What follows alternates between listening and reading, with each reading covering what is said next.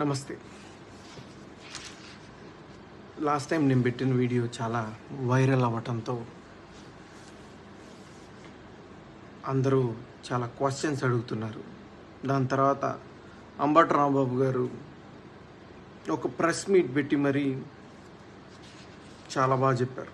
2 నిమిషాలు మా మామ ఇంత మంచి ఆయన అని నేనే నమ్మేశాను. దాంతో ఇసు అంత మంచితనం కూడా ఉంటే బాగుండేది.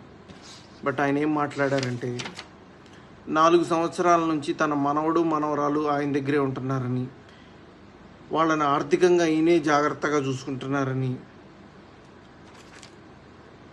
అల్లుడైన నేను ఎటువంటి ఆర్థిక సహాయం చేయట్లేదని, ఇవన్నీ చేయటం వల్ల దుర్మార్గుడిని అయితే గీతే నేనే అవుతాను తప్ప ఆయన కాడని మంచి వాగ్దాటిలో చెప్పారు. ఏదైనా దాన్ని ఒప్పుకోవాలి, ఆ స్కిల్ని ఒప్పుకోవాలి. ప్లస్ నా వెనకాల మోడీ గారు, పవన్ కళ్యాణ్ గారు, చంద్రబాబు నాయుడు గారు ఉండి చేయిస్తున్నారని చెప్పారు. ఇప్పుడు టాపిక్లోకి వద్దాం. ఇది నేను మీకు 2023 మార్చ్ 3 పంపించిన వీడియో చూడండి.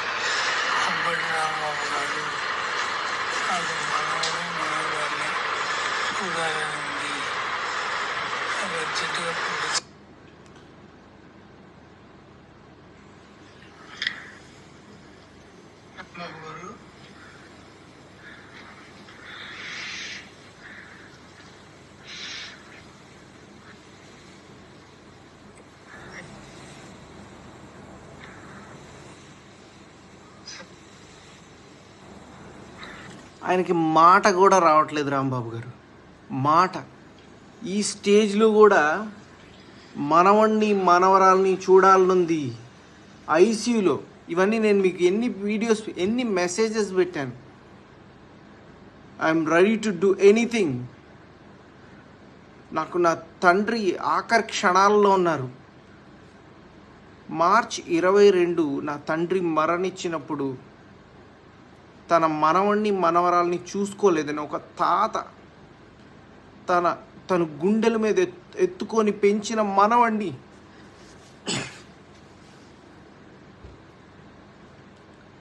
మనవరాల్ని చూసుకోలేదని ఎంత కృంగిపోయి ఉంటారో నీ ఊహకి తెలుసా? ఇదేనా మీ మంచితనం? దీని గురించేనా మీరు మాట్లాడుతుంది? అంటే మీ ఫ్యామిలీని క్వశ్చన్ చేస్తే ఎంత దుర్మార్గం అన్నా చేసేస్తారా? ఒక తండ్రి ఆఖరి కోరిక తీర్చలేని ఒక కొడుకుగా who is going to answer me? నిన్ను నమ్మి 4 సంవత్సరాల నుంచి మిమ్మల్ని నమ్మి మీరేదో న్యాయం చేస్తారని విసుగెత్తి నేను కోర్టుకి వెళ్తే నా తండ్రి ఆఖరి క్షణాలలో తన మనవణ్ణి మనవరాల్ని చూసుకోవాలని ప్రాధేయపడి మీ అందరికీ ఫోన్లు చేసి కాల్స్ చేసి ప్రాధేయపడితే పంపించలేదు. దీన్నేనా మంచితనం అనేది? ఇప్పటికైనా చెప్తున్నా, మీరు నా కొడుకుని నా కూతుర్ని పోషించనే అక్కర్లేదు.